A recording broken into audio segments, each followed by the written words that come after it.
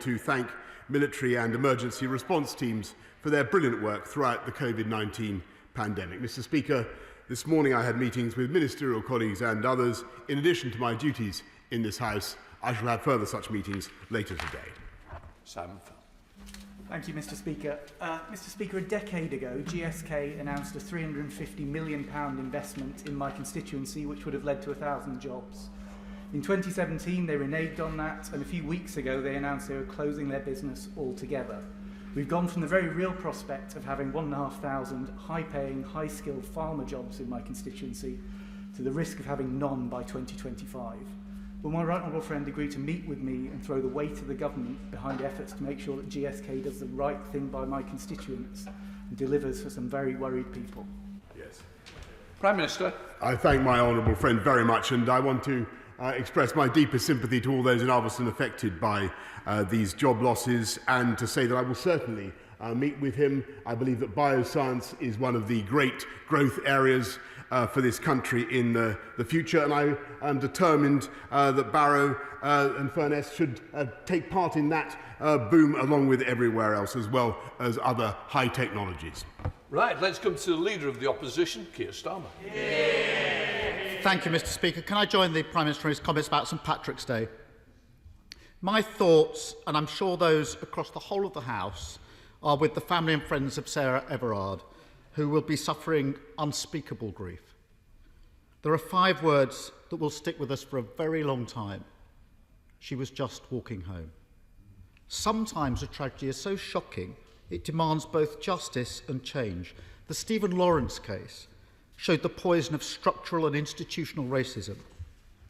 The James Bolger case made us question the nature of our society and the safety of our children. Now the awful events of the last week have lifted a veil on the epidemic of violence against women and girls. This must also be a watershed moment to change how we as a society treat women and girls and how we prevent and end sexual violence and harassment. I believe that if we work together, we can achieve that. And the questions I ask today are in that spirit. So first, does the Prime Minister agree that this must be a turning point in how we tackle violence against women and girls?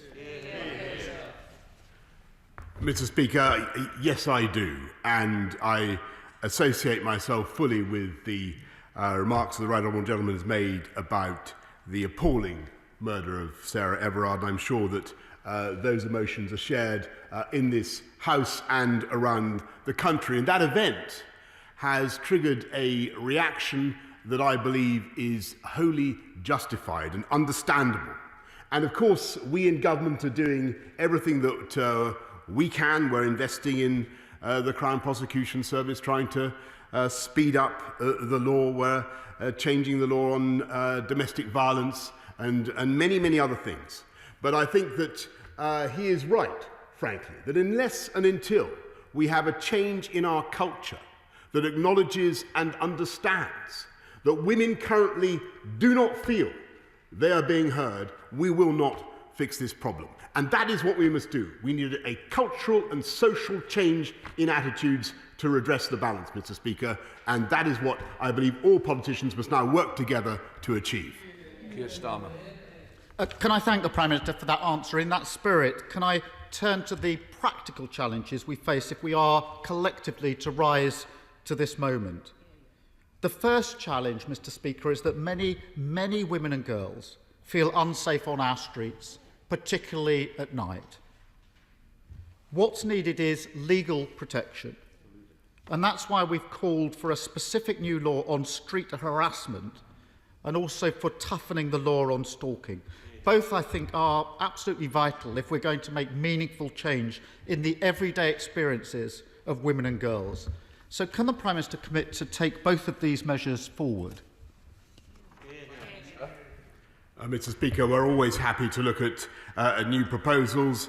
What we're already doing is introducing tougher sanctions on stalkers, or that's already been brought in, and we're bringing in new measures to make the streets safer. Of course, that's the right thing to do, Mr. Speaker. Last night there was a bill before the House on police crime and sentencing, which did a lot to protect women and girls, which did a lot to protect women and girls, and it would have been good in a cross-party way, Mr. Speaker, to have had the support of the opposition. Keir Starmer. Mr. Speaker, I'll come to last night's bill later, but it did say a lot more about protecting statues than it did about protecting women. But let me, if I may, given the gravity of the situation, continue in the spirit so far. And I thank the Prime Minister for his answer. The next challenge, practical challenge, is that many, many women and girls who are subjected to sexual violence do not feel confident to come forward and report what has happened to them. 9 out of 10 don't do so. We have to improve the support that's provided for victims. The Victims Commissioner published a report last month with 32 recommendations about this. This week, Labour produced a detailed survivor support plan. And 5 years ago, I introduced a private member's bill with cross-party support for a victims' law to give legally enforceable rights to victims. The Shadow Victims Minister, my honourable friend from Hove, has tabled a similar victims' bill that's before Parliament now. It's ready to go. All it needs is political will to act. So will the Prime Minister commit now, not just to the idea of a victims' law, which I think he does support, but to a tight timetable, ideally 6 months or so, to actually implement such a law? Prime Minister. As I say, Mr. Speaker, we're very happy to look at new proposals from all sides of the House on this issue, and that's why we're conducting an end-to-end review of the law on rape and how it works, and investing in the criminal justice system to speed up cases and give women and girls the confidence that they need. And I think that the point he makes about victims and their need to feel confident in coming forward is absolutely right, and that's why we've put £100 million so far into the services for dealing with violence against women and girls, particularly independent domestic violence advisors, independent sexual violence advisors, Mr. Speaker. I don't pretend that these are the entire solution. They are part of the solution, but it is also vital, Mr. Speaker, that we have long-term cultural, societal change to deal with this issue. Keir Starmer. Thank you, Mr. Speaker, and I agree with the Prime Minister on that last point. Can I gently remind him that for 10 years this government has been promising a victims' law? I think it's been in his party's last 3 manifestos. It still hasn't materialised. We don't, Prime Minister, need more reviews, consultation strategies. The conversations our Shadow Minister is having with government, constructive conversations, are exactly the same conversations as I had 5 years ago, constructive conversations. We just need now to get on with it. But let me press on with the practical challenges, because the next challenge is this, that for many, many women and girls who do come forward to report sexual violence, no criminal charges are brought. Only 1.5% of rapes reported to the police lead to a prosecution. Put the other way, 98.5% of reported rapes don't lead to a prosecution. That's a shocking statistic. I do appreciate that efforts are being made to improve the situation. But can the Prime Minister tell us what is he going to do about this, not in a few years' time, not next year, but now? Prime Minister. He's entirely right, Mr. Speaker, in the sense that I agree with him. One of the first things I said when I became Prime Minister was that I believed that the prosecution rates for rape were a disgrace in this country, and we need to sort it out. And yes, that's why we're investing in confidence-building measures such as ISVAs and IDVAs, and investing in the CPS, and trying to speed up the process of the law to give people the confidence their cases will be heard in due time. But we're also doing what we can to toughen the penalties for those men, and I'm afraid it is overwhelmingly men, who commit these crimes. And I think it would have been a good thing if last night the whole House could have voted for tougher sentences for those who commit sexual and violence offences, and stop people, Mr. Speaker, from being released early. And in that collegiate spirit, I would ask him to work together with us. Keir Starmer. Mr. Speaker, I was Director of Public Prosecution for 5 years and spent every day prosecuting serious crime, including terrorism, sexual violence and rape. So I really don't need lectures about how to enforce the criminal law. But walking on through the system as many women and girls have to do, and facing up to the challenges that we need to face up to as a house. The next challenge is the point the Prime Minister just referenced, and that's the sentences for rape and sexual violence, because they need to be toughened. Let me give the House 3 examples. John Patrick, convicted of raping a 13-year-old girl, he received a 7-year sentence. Orlando and Constanzo, convicted of raping a woman in a nightclub, they received a 7.5-year sentence. James Reeve, convicted of raping a 7-year-old girl, he received a 9-year sentence. Does the Prime Minister agree we need urgently to look at this and to toughen sentences for rape and serious sexual violence? Prime Minister.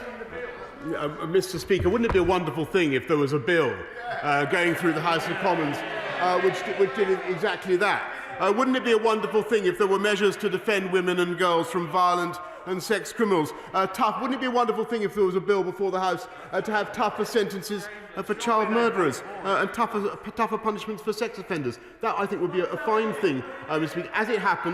As it happens, there is such a bill before the House. I think it would be a great thing if the Right Honourable Gentleman actually had voted for it.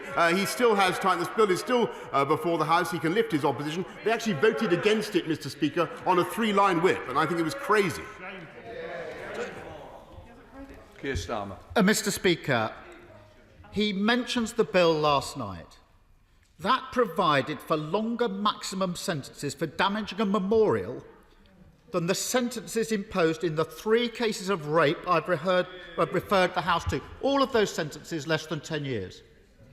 I thank the Prime Minister for providing me with the best examples of why the priorities in his bill were so wrong. And nothing in that bill would have increased the length of sentence in any of those rape cases. Nothing in that bill. But let me try to return to the constructive spirit, because I think that is demanded of all of us. If this House came together on the points raised today, and there's been agreement across the dispatch boxes, it would make a real difference to victims of crime. This week, Labour published a 10-point plan. We published a victims' law. In coming days, we're going to publish amendments in relation to the criminal justice system to make it work better. Now, I don't expect the Prime Minister to agree with all of this, and frankly, I don't care if this becomes a government bill or Conservative legislation. All I care about is whether we make progress. So will the Prime Minister meet me, the Shadow Home Secretary, the Honourable Member for Birmingham Yardley and victims groups who've spent many years campaigning on this, so that we can really and truly make this a turning point? Prime Minister. Mr. Speaker, I'm afraid that he does, and I'm grateful to him for the collegiate speech, the way in which he's addressing this, and the way in which he's reaching out across the chamber. And I think that's entirely right in the circumstances. But I do think that he should not misrepresent what the bill was trying to do. The average sentence for rape is already 9 years, 9 months, as he knows full well. The maximum sentence is already life. What we were trying to do is stiffen the sentences for a variety of offences to protect women and girls and others. And that is entirely the right thing to do, Mr. Speaker. And we will go on with our agenda, delivering on the people's priorities, rolling out more police, 7,000 we have already, investing in ISVAs and IDVAs, and doing our utmost to accelerate the processes, the grinding processes of the criminal justice system, which, as he rightly says, are such a deterrent to women in coming forward to complain as they rightly should. But until we sort out that fundamental problem, until women feel that they are being heard and their voices are being heard and their complaints are being addressed by society, we will not fix this problem. And I warmly welcome what he suggests about wanting to fix it together, and I hope that in that spirit he can bring himself to vote for the tougher sentences that we've set out. Just to say, we've got to be a little bit careful, because nobody will misrepresent each other in this House. Steve Double. Thank you, Mr. Speaker. Can I thank the Prime Minister for bringing the G7 Leaders Summit to Cornwall this summer? This will put Cornwall front and centre of the world stage as we emerge from the pandemic, and give us a great opportunity to showcase all that Cornwall has to offer, not just as a great place to visit and our amazing food and drink sector, but in the technologies of the future in space and renewable energy. I know the Prime Minister shares my ambition that the G7 will leave a lasting economic legacy for the people of Cornwall. So to that end, and in light of the recent progress made on lithium extraction, would he work with me to secure a gigafactory for Cornwall so that we can produce the batteries, leave that lasting economic legacy and provide the well-paid jobs for the future that Cornwall needs? Yes. Prime Minister. Yes, of course, Mr. Speaker. I think Cornwall is the Klondike of lithium, as far as I understand the matter, and I'll be delighted to assist him in locating a gigafactory somewhere near Cornwall, Mr. Speaker. But I don't want to promise too much at this stage. Let's go to the leader of the SNP, Ian Blackford. Thank you, Mr. Speaker, and can I wish everyone a happy St Patrick's Day. Mr. Speaker, for people across Scotland, this week again exposed a tale of two governments with two very different sets of values. Yesterday, the SNP government passed landmark legislation that will put the UN Convention on the Rights of the Child into Scots law, putting children at the vanguard of children's rights. In contrast, we have a UK government that has to be shamed into providing free school meals, that will clap for nurses but won't give them a fair wage, and ploughs billions into a nuclear arsenal that sits redundant on the Clyde. Does the Prime Minister understand that the Scottish people are best served with a government that lives up to their values? A government, Prime Minister, that prioritises bairns, not bombs. Prime Minister. I think what the people of Scotland need and deserve, Mr. Speaker, is a government that tackles the problems of education in Scotland, that addresses itself to fighting crime and drug addiction in Scotland, and a government in Scotland that weans itself off its addiction to constitutional change and constitutional argument, and he seems determined to call in the middle of a pandemic when the country is trying to move forward together, seems determined and obsessed with nothing else, Mr. Speaker, nothing else than breaking up the country and a reckless referendum. Ian Blackford. Ian. Mr. Speaker, thank you. Of course, this is Prime Minister's questions. The Prime Minister, maybe just once, might start to try and answer a question that's put to him, because we're talking about a Tory plan to impose a 40% increase in nuclear warheads. Our children have the right to a future that no longer lives under the shadow of these weapons of mass destruction. As the Irish President said on this St Patrick's Day, surely we need to find ways to make peace, not war. Every single one of these weapons will be based on the Clyde. So can the Prime Minister tell us exactly when the Scottish people gave him the moral or democratic authority to impose these weapons of mass destruction on our soil in Scotland? Prime Minister. Mr. Speaker, the people of Scotland contribute enormously to the health, happiness, well-being and security of this entire country, not least through their contribution to our science, our defences, our international aid and many, many other ways. And I'm very proud that this government is investing record sums in defence, including maintaining our nuclear defence, which is absolutely vital for our long-term security, and helping thereby to drive jobs not just in Scotland, but across the whole of the UK. Fletcher. Thank you, Mr. Speaker. Back in July last year, I informed the Prime Minister of the need for a new hospital in Doncaster. Sadly, Doncaster was not mentioned in the first 40 hospitals promised in the manifesto, but the building of a further 8 specialist hospitals was. Yet does my right honourable friend agree with me that a new hospital would prove to the people of Doncaster that this government is committed to building back better and levelling up their town? Prime Minister. My honourable friend is a fantastic advocate of Doncaster, and he's right to campaign in the way that he does. I wish I could give him a cut and dried yes or no answer today, but I can tell him that his local trust is very much in the running in the current open competition for the next 8 hospitals on top of the 40, Mr. Speaker, that we're already building. Let's go to Caroline Lucas. Caroline. Thank you, Mr. Speaker. the creation of a no protest zone around Parliament, a 266% increase from a maximum 3 months to 11 months imprisonment for protest organisers, a direct attack on the Gypsy, Roma and traveller community, up to 10 years in prison for any offence committed by destroying or damaging a memorial, and criminalising people for taking part in protests where they ought to have known police conditions were in place.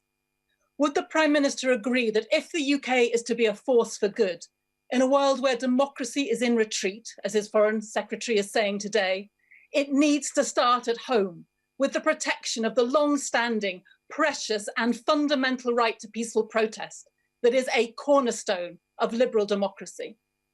Prime Minister. She is quite right to stick up for peaceful protest, and I understand that, and I sympathise with that.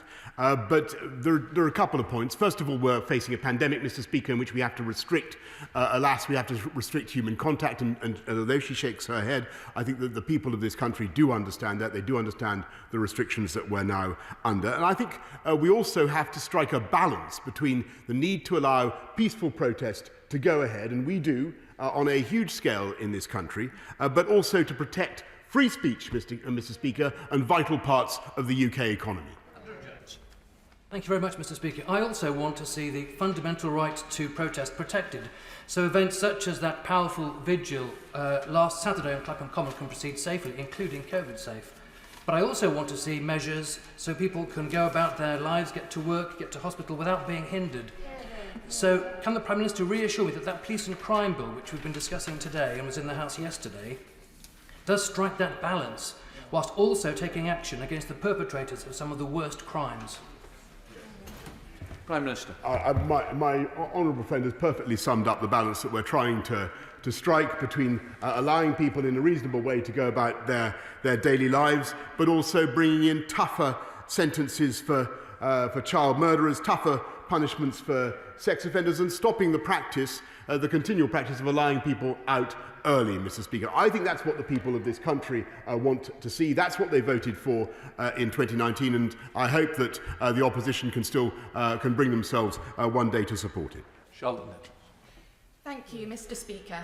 With the government's end-to-end rape review remaining unpublished 2 years after it was promised, rape conviction rates having fallen to their lowest point on record, and almost 90% of sexual harassment complaints not even reported to the police, women are increasingly being left without legal recourse for sexual violence. I have parliamentary privilege. I can name the men who have hurt me. But millions of women in this country don't even have that. Stuck between a criminal system where only 1.4% of reported offences result in charges being laid, and where too many survivors who speak out are pursued through the civil courts by their abusers to silence them, can the Prime Minister advise how women are meant to get justice? Prime Minister. Mr. Speaker, I'm afraid that she's completely right, and I know that she speaks for many people, many women up and down the country. And what we need to do, we can do all the things that we've talked about, two men arguing over the dispatch box. We can do all those things. We can bring in more laws, tougher sentences, which I hope she will support. We can support independent domestic violence and sexual violence advisors, all that kind of thing. But we have to address the fundamental issue of the casual, everyday sexism and apathy that fails to address the concerns of women. That is the underlying issue. Let's go to Fiona Bruce. Fiona. Thank you, Mr. Speaker. 2 years ago, the Bishop of Truro produced an interim report outlining the global phenomenon of persecution of Christians. As we make progress in our manifesto commitment to fully implement the Truro Review recommendations, does the Prime Minister join me in looking forward to our hosting the International Ministerial Conference on Freedom of Religion or Belief next year, and to the UK demonstrating its global leadership in defending and promoting this universal right for all? Prime Minister. I thank my honourable friend very much for everything that she's doing to campaign for freedom of religion and belief, and I'm very pleased that we're going to be holding an international conference on this issue. That is exactly what Global Britain is all about. It's about promoting freedom of expression, freedom of belief and religion. Let's go to Peter Grant. Peter. Thank you, Mr. Speaker. The Prime Minister refused point blank to answer the question from my right honourable friend from Ross Skye and Lochaber. So I'll ask him again. What is it that gives any British Prime Minister the moral and democratic right to impose the obscenity of an even bigger arsenal of weapons of mass murder on the people of Scotland against their express will? Prime Minister. Mr. Speaker, I think that was a veiled attempt again by the SNP to ask for another referendum, which is their habitual refrain. That is all they seem able to talk about. Democratic wrangling about democracy and their desire to be separated and to break up the country. I don't think that's the right way forward. I think we need strong defences. That's what the people of this country voted for, and that's what we're going to deliver. Let's go to Steve Bride. Steve. Thank you, Mr. Speaker. From gloom to joy, and news from the Winchester for the Prime Minister is that the vaccination programme is going really, really well. There are now less than 200,000 people in the whole of Hampshire and the Isle of Wight left to do in cohorts 1 to 9. And we have the plan plus the supply to cover them comfortably by the end of March. So would my right honourable friend please thank the NHS and its volunteers here for this amazing effort. And as he does that, could he share with us his view on what led to the disinformation and apparent abandonment of scientific evidence in certain EU member states around the Oxford AstraZeneca jab? Prime Minister. I thank the NHS in Hampshire and indeed around the country for the amazing job that they're doing in rolling out the vaccination programme. It's been truly stunning, and I think perhaps the best thing I can say about the Oxford AstraZeneca vaccine programme is that I finally got news that I've got to have my own jab, Mr. Speaker, very, very shortly. I'm pleased to discover I don't know whether the right honourable gentleman's had his. He's had his, but it will certainly be Oxford AstraZeneca that I will be having. Let's go to Geraint Davies. Geraint. Mr. Speaker, there's now been over 600 cases of coronavirus infections at DVLA Swansea since September. Yet ministers still refuse to meet with the PCS union to discuss ways in which more workers can work from home in safety before they're vaccinated. So workers have now resorted to voting for strike action as a last resort to protect their families and communities. So I ask the Prime Minister again, will he now instruct ministers to engage in talks with the union to help shield vulnerable workers before vaccination, or will he force a needless strike? Prime Minister. Well, I think needless is the right word, Mr. Speaker, and I think he should bear in mind that any strike is likely to be bad news for motorists. We're at the stage now where we want to have advancing down our roadmap out of lockdown, and at the DVLA, any staff who can work from home are doing so. And currently, out of a workforce of 6,000, only 5 cases of COVID have currently been found, and I understand that those individuals are all working from home. So frankly, Mr. Speaker, I see no need for industrial action. Thank you, Mr. Speaker. My Kensington constituents and I have been deeply troubled by what is coming out of the Grenfell inquiry with regard to the building products industry. Does my right honourable friend agree with me that contractors who have behaved improperly should not be used going forward for government contracts? And will my right honourable friend consider a tax on the building products industry in the same way as we've done on the residential property sector as a way for partly paying for cladding remediation? Prime Minister.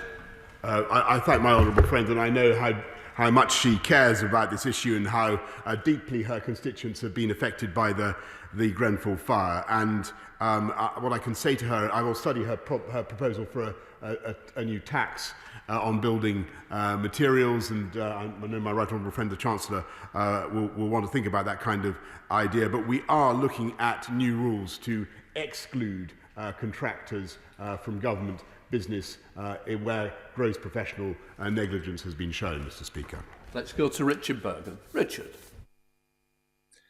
Exactly 1 year ago today, we were told that 20,000 coronavirus deaths would be, and I quote, a good outcome. Yet our death toll is now 6 times higher. Over 100,000 more people have lost their lives than that initial estimate. In March last year, the Prime Minister pontificated about taking it on the chin. Others acted decisively with lockdowns, but the Prime Minister dithered and delayed with deadly consequences. With the worst hopefully now behind us, isn't it time for the Prime Minister to hold up his hands and come clean with the British public and say, those deaths are on me, and for that, I apologise? Prime Minister. Well, Mr. Speaker, I certainly take full responsibility for everything the government did, and of course, we mourn the loss of every single coronavirus victim, and we sympathise deeply with their families and their loved ones. And am I sorry for what has happened to our country? Yes, of course, I'm deeply sorry, Mr. Speaker. And of course, there will be time for a full inquiry to enable us all to understand what we need to do better when we face these problems in the future. And that is something I think the whole House shares. Let's go to Dr. Neil Hudson. Neil. Thank you, Mr. Speaker. 5 years on from Storm Desmond and a year on from Storm Keir, sadly, Penrith and the Border and Cumbria remain in the front line for severe flooding events. With climate change, these catastrophes are becoming increasingly frequent and severe, and the effects on communities are serious and long-term. Can my right honourable friend reassure my constituents that at-risk communities will be supported by government, both in terms of flood protection, but also with the longer-term support, including in the important area of help for the mental health impacts of flooding? Prime Minister. My honourable friend makes a really good point about the mental health impacts of flooding. Anybody who goes to, or who's been a victim of flooding, or who visits a family that's been hit by flooding will know the immense distress that flooding causes, and that's why the NHS will get an extra £500 million to address those issues and to give more support for the mental health needs that people have. Liz Twist. Thank you, Mr. Speaker. Prime Minister, in December 2019's election campaign, you visited Samantha Parker at her home in Darlington. Samantha has the rare genetic condition PKU. You vowed to do your utmost to get her access to the life-changing drug Kuvan on the NHS. Use you, I'm not responsible. Thank you. Apologies. Prime Minister vowed to do his utmost to get her access to the life-changing drug Kuvan. Last month, NICE published draft guidance which would make Kuvan available to children, but not to adults like Samantha. Great for children, but devastating and discriminatory for adults like Samantha. Prime Minister, speaking as chair of the APPG on PKU, I now ask, what action will you take to deliver on your commitment to Samantha Parker and make Kuvan available for her and for other adults with PKU? I'm Minister. I thank her very much for raising the case, which I well remember. I'm glad that NICE has now extended the treatment's availability to children with PKU. Clearly, we need to do more, and I will be very happy to take it up. Sir Bernard Jenkins. Thank you, Mr. Speaker. Has my right honourable friend noted that the integrated review has been widely and rightly welcomed as a bold British vision for our role in the world? At the same time, but not in Scotland, of course, where the Nationalist administration thinks it's more important to put IndyRef 2 on the ballot paper at the Scottish elections. Does he realise that they are rejecting the jobs and security that his review guarantees in Scotland because they hate the UK more than they want jobs for their own people? Prime Minister. Well, I'm grateful to my right honourable friend for his support for the integrated review. I think that it's hard to know what motivates our friends in the Scottish National Party, but I do think that they're mistaken in their approach to this. I think that we're better as one United Kingdom. I think that we're stronger together as one United Kingdom, and I think the contribution of the people of Scotland to the defence of our United Kingdom is absolutely incredible and has been for centuries. And that's what I want to maintain, and I think it's a fine thing, and they should champion it. Let's go to Tahir Halley. Tahir.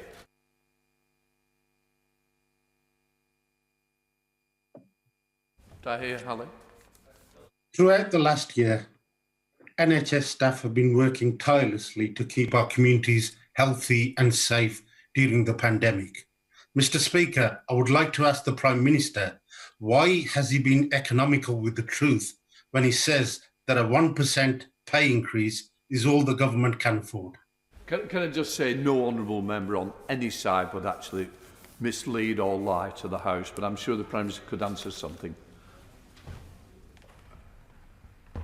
Thank you, Mr. Speaker. No, I'm grateful for your clarification, because what we're doing is we're saying that we so value the incredible contribution of nurses to our country over the last year or more, that we want them, exceptionally of all the public services, to be looked at for a pay increase at a time of real difficulty in the public finances, which I think people do understand.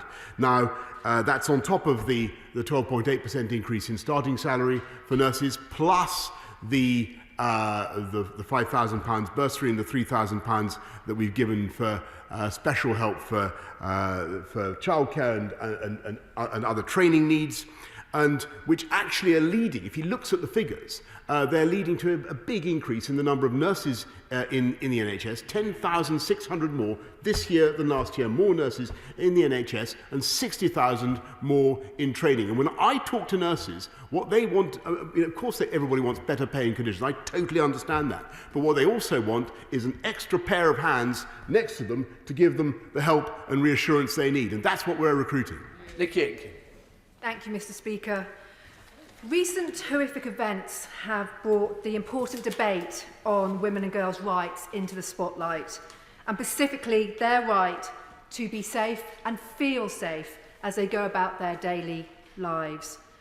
Does my right honourable friend agree that such issues need to be treated sensitively? And false claims made by the Labour Party last night on social media about the police crime sentencing and courts bill are misleading and certainly not helpful. Prime Minister. Well, Mr. Speaker, I think it was certainly a mistake, and a regrettable mistake, for anybody to suggest that rape had been decriminalised in this country, because we must do everything we can to reassure victims of rape and sexual violence and get them to come forward, and that is what we're doing. And I also think it would be a good thing if together we could vote for some of the tougher sentences that we put forward in this bill. And I like the collegiate spirit that we had earlier on. I hope it can be extended to voting for the tougher sentences that we put forward. Final question, Gerald Jones. Thank you very much, Mr. Speaker. Today, the Welsh Labour Government have announced a special bonus payment for NHS and social care staff in Wales, with the Welsh Government covering the basic tax and national insurance payments so that most people will receive around £500. Will the Prime Minister today join me in welcoming this payment in recognition of the dedication and commitment of our NHS and social care staff? Prime Minister. I thank him, and I do indeed recognise the amazing dedication and commitment of NHS and social care staff who have been at the forefront of this pandemic, who have borne the brunt of it in many cases personally in their lives. And that's why I just repeat the point that I made a while ago about what we're doing to recognise the contribution of nurses in particular, alone of all the public sector in these very, very difficult times, and to say how relieved and glad I am to see the number of nurses who are now in training. I think there's a 34% increase in applications to be nurses this year in the country. That's great, but we're going to drive it forward, Mr. Speaker. We want to go, as you know, we have a target of 50,000 more nurses as well as 20,000 more police. I'm suspending the House for 3 minutes to enable the necessary arrangements for the next business. Order.